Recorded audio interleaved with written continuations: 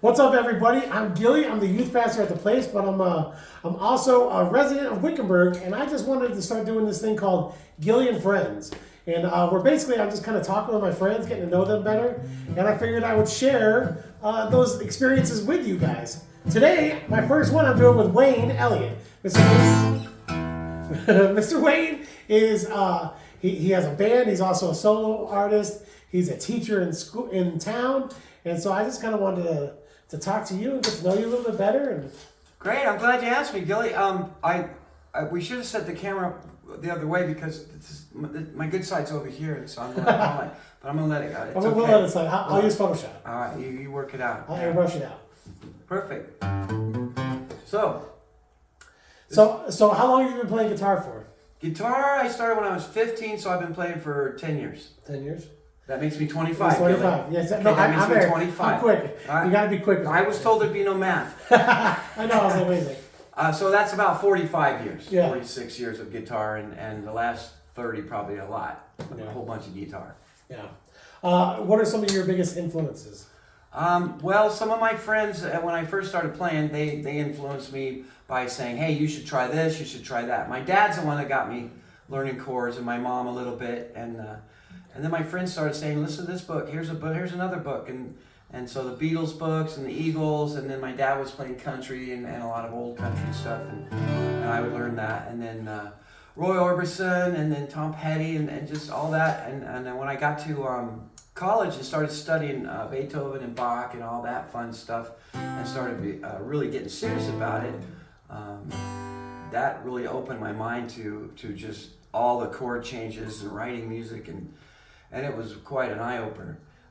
Then I had a different calling, though. I became a teacher, and I kept music going, but music was going to be a hobby.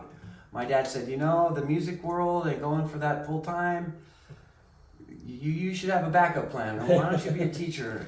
Because you love being outdoors. Why don't you be a phys ed teacher? And so I did, and I kept the music going, though. So when you went to college, did you go for music or did you go for teaching? I started out in junior college going for, which reminds me of junior high, because that was the best 6 years of my life. Is the mic's on? Okay. I was doing music, and then I thought, I'm a little afraid of that world of, that crazy world of the music and the artists and stuff, and so.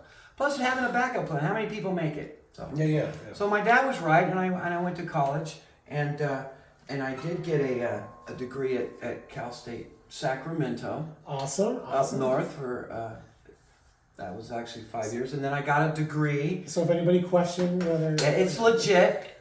Well, don't look close at that. Don't get a close up on that. I'll do a zoom in. And then I got my teaching credential, and I taught up in Southern California. Moved to Southern California, and while I was in Southern California, spotlight on Southern California, I got a master's degree because I was going to be an administrator. And I started out as vice principal, and then I went, not for me. Yeah. I couldn't do that. But I still had that and got that going, and that helps. The more education you get, the more money you get. Not that money really counts for everything, folks. I want you to know that. Yeah. So why not a vice principal? Is this too much? The politics and just I was in discipline, and it was junior high kids, and I just kind of went, I need to be with the students. That's where I belong. And I went back with the students, got involved in a program called AVID, which is Advancement via Individual Determination, which helps kids get to a 4-year college. This was in the 1999 and 2000, and 10 years of that. And all along coaching tennis and volleyball and things with my wife. And we were young back then. Yeah. A full day of school and then coaching in the afternoons. And I don't know how I did it. So you brought up your wife. Who is your wife? My wife's Melanie Elliott. I met her in 94, and it was a blessing. God lined us up. She's super put us awesome. together. Very nice lady. I call her my walking angel, and she's helped me for 27 years, coming up on 28. Could be 28, coming up on 29. Edit that part, please.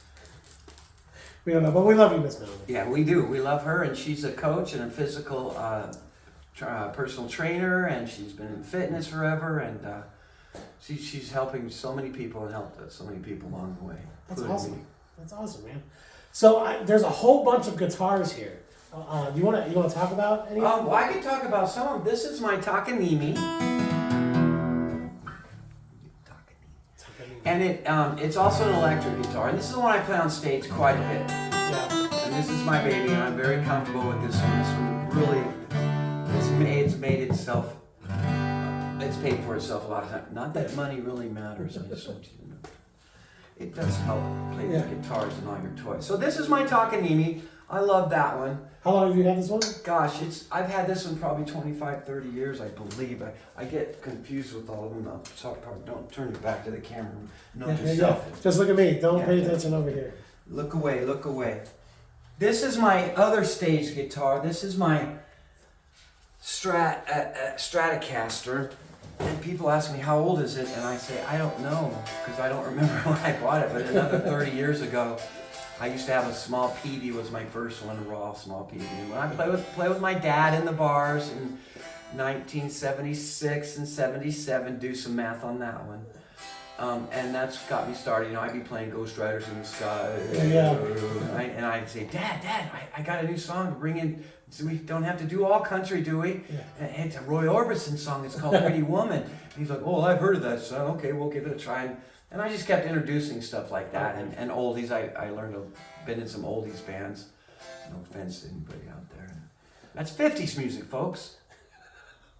What is your favorite type of music to play? I just like to play whatever the crowd would like to hear when I'm out in public. If I'm by myself, I play some of my originals. I need to do that more. I also have...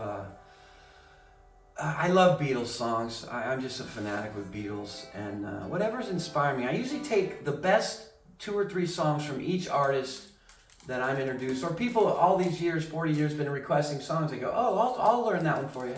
Yeah. And then I have a collection of, oh my gosh, probably 300 songs that are on paper. I'm still on paper, and I'm not going digital yet because it's just.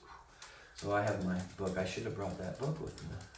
Is it not here? It is here. I could get it. We could probably edit this part, but we'll get to that. So this is the Stratocaster. Cherry apple. The other day you showed me one that was your grandfather's. My grandpa's guitar. Yes, this is a 1937. It's called the Gibson.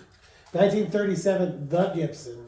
Yeah, because it's there's Gibsons, and then there's the Gibson. So this is the Gibson, because that's right there. Because it's so old, that's when they first. Now this is a smaller guitar, and Marty Robbins like this, and Johnny Cash like this style. Because they could do it down in the West Texas town of El Paso, I've heard love. And they could walk around with it, and they didn't have to have a strap, and they could be cool. Yeah. So a little bit lighter? It's lighter, but man, this one plays, and I just love smelling acoustic guitars and the inside. It just tells you the story, and it might be me, but it's cool. So my wife, he's smelling the guitars again. He's smelling. So when somebody says, "Here, try this guitar," then it's cool. So this one is something else. This is I will not depart with this one. It's got a really cool backstory. And you can hear how loud it is. Yeah. I mean, it's just they knew what they were doing back then. 1937. This guitar's been around. If it could talk, it would have a few stories. It's coming up on 100 years before long. Wow, man, that's crazy. So we take care of this one. Yeah. We take extra care of this one. This Yamaha right here, I just had restored. This is my first acoustic guitar back in the 70s. And it's out of tune. But this guitar has been on canoe trips. It's been camping trips. It's been everywhere. It was my beater guitar. I faked some signatures of the Beatles on the front of it. Oh, really? I looked at the Beatles signatures and I faked some Beatles. And I was telling people, look, the Beatles signed it. Some of them would believe it. This is the Holy Grail. Somebody would believe it. And I'm just like, you guys are so silly. But I finally said, hey, I found my bass playing friend. He restores guitars. Yeah. That's Ed Rice. You can get a hold of Ed Rice and contact him at 1-800-700. Yeah. On here. If that was his phone number, that would be great. So yeah, Ed restores guitars, and he's helped me with 3 or 4 of my guitars, and he also plays bass with me in Wayne and the Wanderers. So Wayne and the Wanderers, that's your band. We call that a segue. Yeah, that's really good. Okay. You know, I remember when you were telling me about your shirt. Tell me about your tie-dye shirt. My tie-dye shirt, Wayne and the Wanderers. That is a fun story because I have a group of people up at the Wickenburg Ranch, and they when I first moved here, we latched onto each other, and I was playing pickleball, and they would come out. There'd be 2 of them sometime, 4 sometime, 10 people. 15 people from Wickenburg Ranch would come out and watch me play sometimes. It was pretty impressive. So one time we're over at Cowboy Cooking. That's Cowboy Cooking. That's on the... All right, no more promotions. Everybody knows where Cowboy Cooking is. And I'm out there playing on the patio, and they were all there. There was about 15 of them, and we're having a good old time. They're dancing. And then they all disappeared and left for a little bit. And then they came back, and they all had a tie-dye shirt on that said Wayne and the Wanderers. And I'm going to get it. Hold on to that thought. This is where he's going to edit. Yeah, well, we're going to cut it, splice it. Ta-da! Right there, see? So they all came back, and they were all wearing these shirts. And it was hilarious, and I started crying because it was just a great show of affection. Yeah. And they're so nice. They're such great people, so giving. And if, when a group comes out and you're playing music and there's 5, 6, 7, 10 of them, it always creates a good environment, and it's so fun. I mean, I've sat and played to 2 people, seriously, and in a restaurant, and just played for 2 people. Yeah. And as long as they're listening and looking and having a good time, or not, I'm practicing songs, whatever. Yeah. Now, if you look close at this, it's supposed to say Wayne and the Wanderers.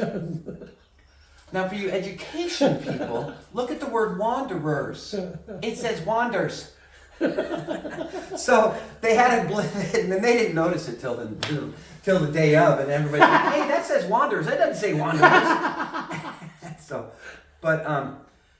I found this one I got at the Goodwill, because I found one at the Goodwill, and I was not upset. This is a true story, because I am not making this up.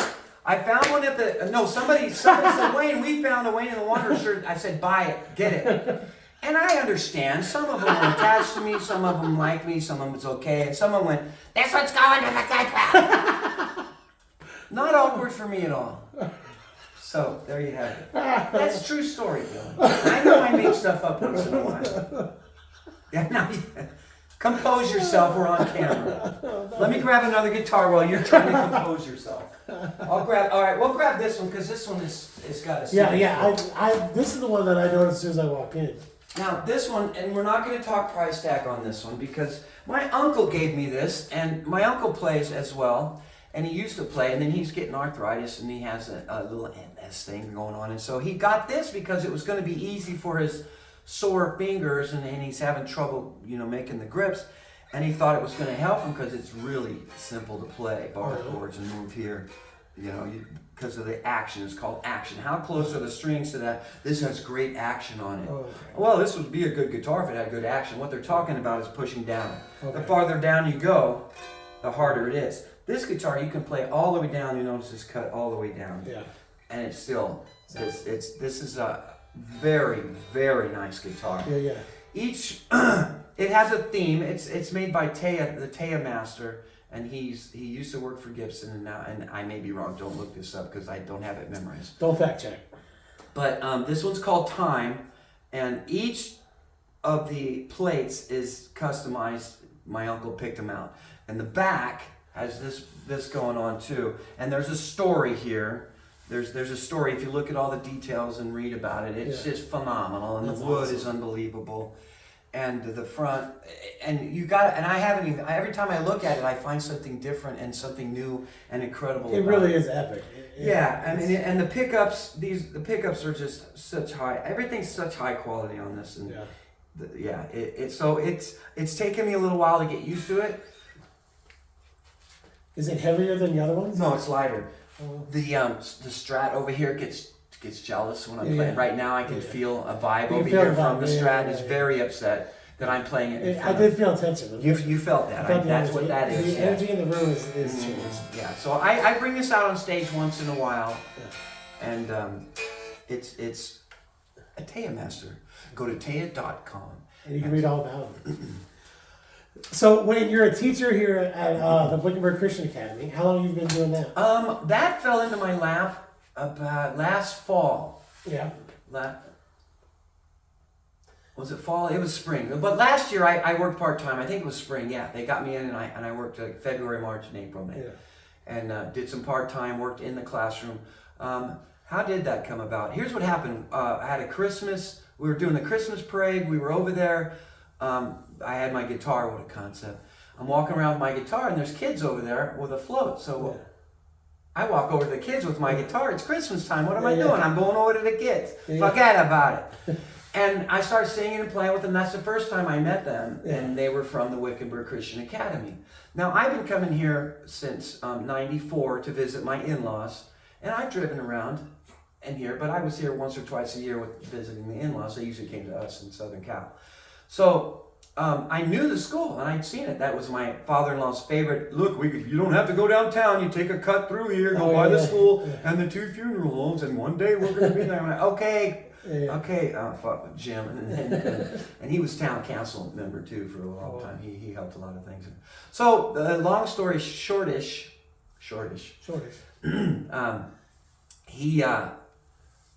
He would show me that school, and so I went into the school for something. I can't remember why, and I met Angela. Oh, I met Angela somewhere. Miss Angela, who's the secretary there. And I went in and said something about something and going to do something, and said, well, why not, have you ever considered coming back to teaching? And I said, well, I kind of I retired a couple years ago and I'm kind of done with the education system. But they had me hang out and do a couple classes, and I sat with a couple classes, and then I worked part-time there, and I went, okay, this is not bad. It's part-time. I didn't have to jump through the hoops to get my credentials and A, B, C, and D going again. And so I worked in the classroom, and I did a couple PE classes, and then the next year, which was this year, this school year, they asked me to come on full-time, take over the phys ed program. Miss Sid got to go do her art. She's preschool and art. She was doing the PE, and it just worked out. It was just a great. Yeah, because that school's growing. It's getting bigger. The attendance keeps getting bigger. Very good environment, smaller school, smaller classes. That was another thing that lured me, was smaller classes. Yeah, I teach chapel over there on Thursdays. I love it. Those little kids, I get to work with like the kindergarten to like second or third grade, and man, I love those kids. That's awesome. Yes, I have kindergarten through 8th, and I see them once a week. And tomorrow morning, pray for me, because I have kindergarten at 12:30. There's 18 of them. It's a lot. And they're kindergarten. But thanks to Mr. Elliott, he started coming over and helping out at P4K on our Wednesday youth group. And we've been getting more kids from the Christian Academy, I think just because you kind of like... I try to promote that a little bit. Yeah. And so we appreciate that. Did you have any other guitars you wanted to talk about? I should grab another guitar. Let me grab my 12-string guitar.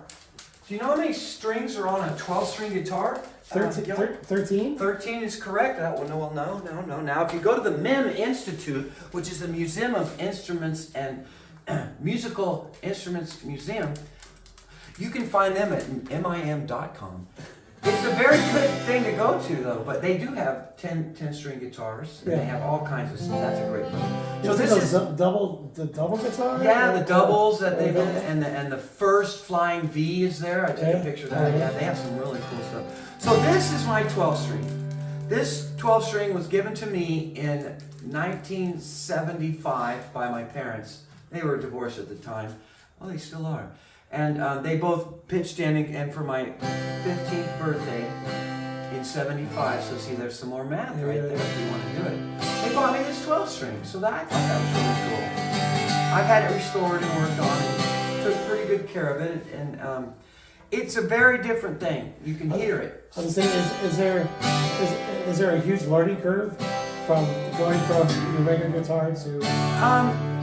Well, it's a style. This is a style. So there is a little bit of a learn. This one is much harder to push your fingers down. Most people that don't play guitar can't push down. And if you don't play guitar, you can push down on some of these and make a chord. This one, I'm pushing down on, possibly 12 strings. It's difficult. So this one is more of a folksy style. Bob Dylan used to use this one. Oh, yeah? Yeah, one morning the sun was shining and I was laying in bed. So you can hear it. Yeah. Why is he doing Bob Dylan voices? So he's actually really good at impersonating a lot of different singers. Oh, shucks. So this 12-string is just got its own style. And the Beatles would go, "I'll just sing in a place, I can't forget the time of my slow and matches." just a girl for me. And I used to take it to bluegrass festivals, and they were going, oh, we don't have 12 strings at bluegrass festivals, Wayne. I went, oh, okay, well, I play it anyway. So I apologize to all my bluegrass friends, but I don't take it to the bluegrass festival. So that's the 12 string. So you've got a Jimmy Buffett night coming up. I do, and I'm going to play this 12 string at the Jimmy Buffett night. Where's that Jimmy Buffett night? Now, the Jimmy Buffett night is April 15th. Could have been tax day, but it's a Saturday, so they bumped taxes to the 17th, right? 17th. For those of you that have not done your taxes yet, you better get on that. So, it's the 15th. It's going to be at the Wickenburg Country Club. And it's going to be awesome. We're going to be outside. And we're going to have she's got a tiki bar going. They're going to have pools of sand and pools of water and tables and all the parrot heads are coming out. And the parrot heads. It's a parrot head party. We're going to be doing Margaritaville, Banana Republic, Cheeseburger in Paradise. Cheeseburger in Paradise. I could go for a cheeseburger right now, actually. We'll have to talk about that later. Yeah. Cheeseburger in Paradise. That's a good one. So it sounds like it's going to be a lot of fun. Is it free? It is free to come out there. Yes, there is no charge. There's never a cover charge at the country club. I want you to know that right now. I tend to play there on Taco Tuesdays sometimes. Yeah, we love country club. It's awesome. Yeah. This is Tuesday, isn't it? Yeah. There's Taco Tuesday somewhere. There is a Taco Tuesday somewhere. Yeah. So you also play in the worship team at the Place Church. I do. And how did you get involved at the Place? Well, that is another story I'd like to tell with a different guitar. If you don't mind, I'm going to bring over this one, since we're getting to the worship area. I'll tell you a little story about this one. The worship team, my wife got me going to some Bible studies, and she's always been introducing things to me. And in the last couple of years, I actually started listening to her and going, well, you Melanie, you might have something going here. Okay, I'll start. I'll get this going. And I knew I was always spiritual, and we'd have friends pass, and I could feel that we were close to them and things. And she's always really lifted me up spiritually and tried to get me going. And I just never took the time, never made the time to investigate my spiritual potential and God and those things. And this guitar was given to me after a friend of ours disappeared. He went to Death Valley. He was in his early 80s. He went to Death Valley. He shouldn't have gone by himself. They had left a vehicle out. He was going back to get it at the hot springs, a place he'd been forever to get Bob, and Bob never came back. We never found Bob. They gave me, this was one of his guitars, and he would play it on the canoe trips and in all the little gatherings of circle guitars, and he was always playing stuff. And the story would be, well, I'm going down to the, and he'd sing real slow, and we all loved him, and he was a great guy. And so I inherited this guitar. Getting back to it's in tune. Because it's a Martin. Now, ladies and gentlemen, Martins are one of the best guitars that you can get. Martin.com. Martin. Very good guitar. So I'm very fortunate to have this. I feel very privileged and blessed to have this guitar, and because he knew I would continue to take it places and do things with it. So we started looking for a church out here to go to, and we tried a couple of places, and nothing really grabbed a hold of us. And we went to the Place Church at the request of some friends. Said, well, why don't you come out to the Place Church and check this out? And we did, and it was just kind of something we went, hey, this is working. This is good. I like it's non-intrusive. We do our own thing. And everybody's just really nice. And we liked the worship team that was up there singing. And so we started going on Sundays. I almost said religiously, but that part. And I started looking up at because as a musician, I'd see musicians, and the wheels start turning, and I go, that's it. Oh, okay. And I thought, wow, that's pretty cool. And then I went again another Sunday, and I went, wow, I wonder if I would do that. I wonder if they need help. And then another Sundays, and I would think, man, am I supposed to be doing this? Should I say something? And a couple more Sundays would go by, and I was like, I wonder if I could do that. And then I noticed that one time Jason didn't have everybody. He was like short some people. I went, wow, they're. And I said, all right, go talk to him, Wayne. And so and I just said, God, should I be doing this? I mean, and guide me if I need to do this. And I just didn't think it was something. It just seemed so huge to me. I said, oh my gosh.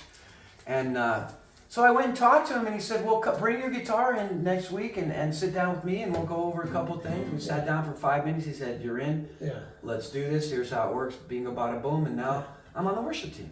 Yeah, that's awesome, man. I love it that you kind of like gave it a chance, but you listen to God and ask for His guidance on whether you should do that or not. And I'm not kidding you. I was actually sitting there a few times going, thinking and go, okay, I'll talk to him. It was just going and going. It's like, all right, I'll talk to him. Well, I'm glad you did. Yeah. Because we actually just made like a little ditty not very long ago. Yes, we did. If you're new too. We should copyright that one. Somebody. Yeah, somebody's gonna love that one. Let me tell you about a story about a man named Jed. So our paths have crossed into other areas too. You actually in my phone it says Wayne Chili Extraordinaire, and you recently won a chili cook-off. Ole. Not sure why that's chili song, but it is. Yeah. It is. It sounds spicy. Yeah, it's cold. Chili, cold. Chili. Do you see where I'm going with that? It's a double word meaning. All right. So that chili recipe. The chili. So yeah, I remember that you threw me under the chili bus and I said, hey, you need help with that chili thing? Yeah, we need more booths because I think we're going to be low on chili. We need you to make some chili and come out. Okay, Gilly, I'll throw together some chili. And I threw together some chili. I have a nice recipe. I can't obviously share it. And I got first place, and it was embarrassing. Well, there was like 3 other people. Yeah. Oh no, there were several other people. There was a few other people. But he did amazing. I did. I think it was because my chili was just a simple chili. It was chili. I had no frills, no stuff, no coconut. Juan Valdez actually taught me that chili, and that was back in the 1800s. And when I first started that recipe, we were out on the range. Really? Juan Valdez? Actually, I was an Air Force brat. I was born in England. This is a true story. Now, I'm not making this up. I do make things up. This is not one of them. Born in England, Ipswich, near Bentwaters, not there anymore, but yeah, Air Force brat. And so I was only 2.5 when we left, so I didn't get the accent. Yeah. Is that Irish or is that English? It's a little bit of both. A bit of both, yeah. Oh, the pond, on the other side.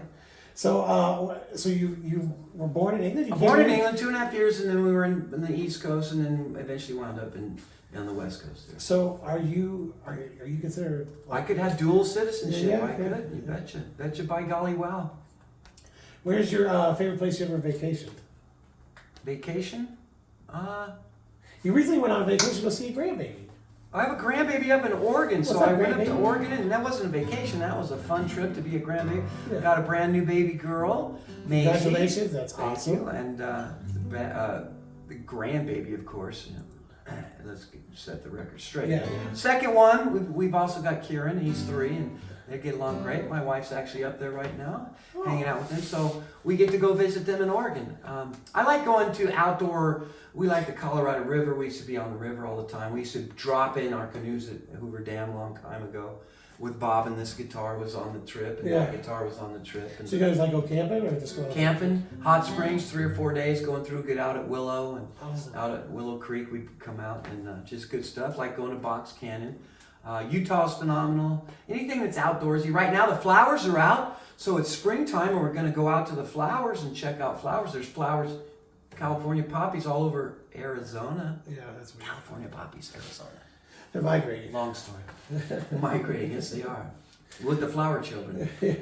Now you know about the flower children, I right? do. Because the shirt gets in the way. The flower children. Another story, another time. Yeah.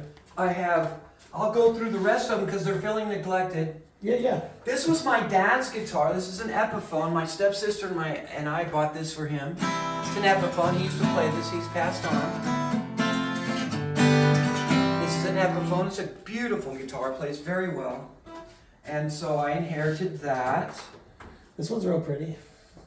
This is a 25th anniversary. It's a Telecaster, and it's kind of an Elvis Presley imitation. Okay. Speaking of Elvis Presley, that's a yeah. segue. Yeah, that's a good segue. That's a good segue. I'm fortunate enough to be in touch with the town, and they're going to have us doing the cornhole and concert. Yeah. You've heard of the cornhole concert? Yes. It's out there. Yes. And they play cornhole tournament, and we have this is the second time we've been fortunate enough. Wayne and the Wanderers. It's like April 6th. April 7th. April 7th. 2 days before Easter, which we'll get to the Easter egg hunt too. Yeah. Actually. So where was I going with that? This is a 25th anniversary, kind of a tribute to Elvis, and it's a. So you're going to be playing Elvis and. So I'm gonna be hello, bless my soul, it's wrong. So we're gonna do Elvis impersonations. We're gonna do some oldies, and then I'll be doing some Johnny Cash. There you go. I hear the train coming. So we're gonna do all kinds of fun stuff, and they're gonna have a cornhole tournament. Come out, join the cornhole tournament. Watch us play up on the silly big stage out there. It's gonna be very fun, and we're gonna have incredible weather, right? Yeah, it's going to be good weather. It's going to be a lot of fun. And it's 2 days before Easter. 2 days before Easter. So that's that guitar. I think I have conquered all the guitars. Do I have any more instruments? What, Gilly? I Do you have any more instruments? I do actually have some more instruments. Hang on a second. Go to a commercial. Yeah. Oh, snap. We got a fever, hotter than pepper's brown. So this is a Banjo. banjo, yeah.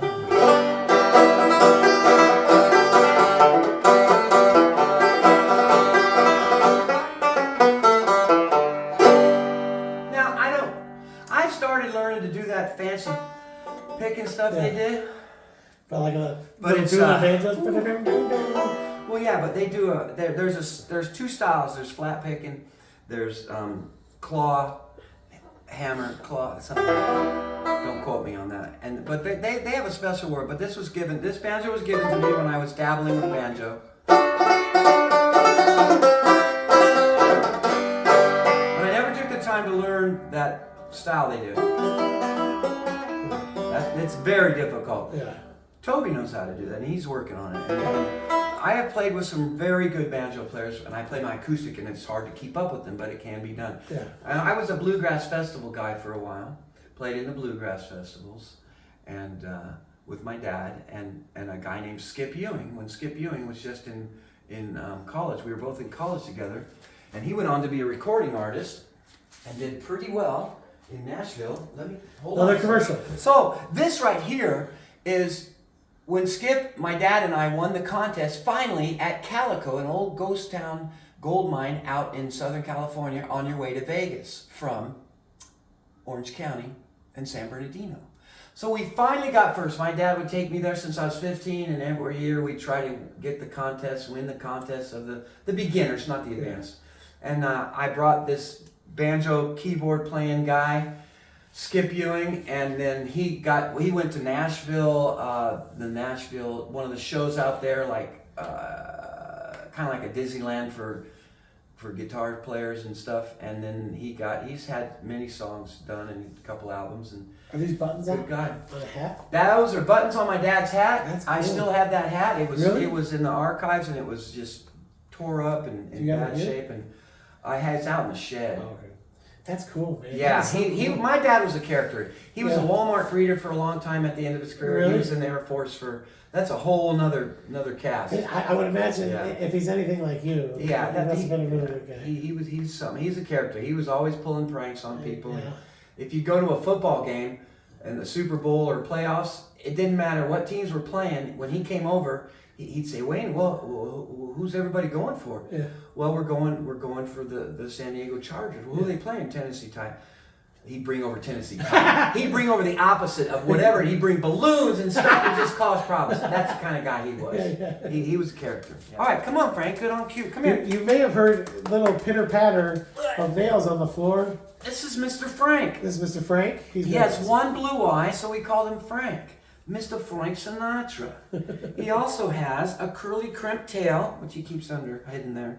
He got that in the womb, and he's got such personality and character. And he's going on 14. So 14. His brother passed away last year. His brother used to go after javelinas, and that didn't work out so good one time. We had to get him sewed up. Yeah. But he survived, and he got bit by a pit bull once with a friend's pit bull bit. Oscar was just always getting in trouble. Frank avoids that, huh, Frankie? All right, say hi to the camera. That's Gilly, I'm Wayne, and that's the camera. Tough working with animals. Yeah. You never know what they're going to give you. I can get him to sing sometimes, but probably not. Yeah, you're not doing that, are you? All right, there you go. Thanks for stopping by. So, hello. This has magically appeared. You're probably wondering, what is he doing with the keyboard on his lap? These things right here, what they've done to these so much, it's just mind-boggling. You can do so many things. Wait, look, Mom, no hands. You need one of those like synthesizers. Oh yeah, the guitar synth, huh? But that's a whole nother world. Yeah. But you know, these things are just. If you don't have a piano, just go down to your local Kmart. Do they have Kmart still? I don't know. Blue light specials. So these are so fun, and you can do so many things with them. Let's just give them a little ditty on it. Yeah. And the silicon chip inside his head is switched to overload. Nobody's gonna go to school today. They're gonna make them stay at home. Daddy doesn't understand it. They always said she was good as gold. And you can see no reasons, cause there are no reasons do you need to be sure. This has real Rocky Horror Picture Show. Does it? Yeah. Yeah. It does have a little Rocky Horror Picture Show.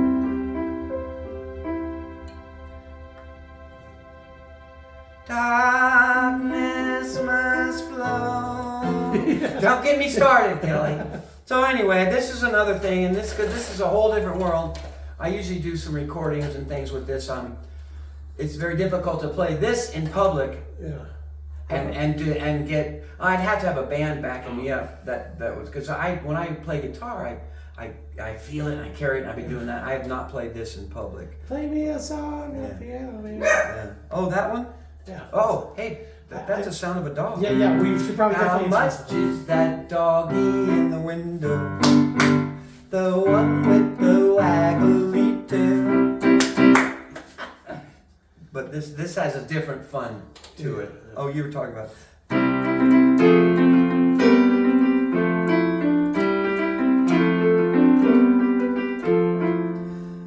It's 9 o'clock on a Saturday. That one, eh? Yeah. Yeah, but there's so many songs, so little time. And with that, we'll take it out with this. This has been Gilly. He's Gilly. And this is my friend, Wayne.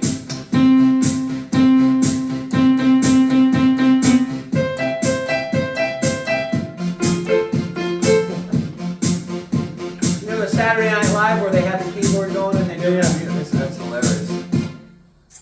Well, that's all we got for you. Peace. Thanks for having me on there, Gilly. Peace Yeah. to everybody. And we'll do that 1, 2, 3. Peace. Yeah, that's great, man.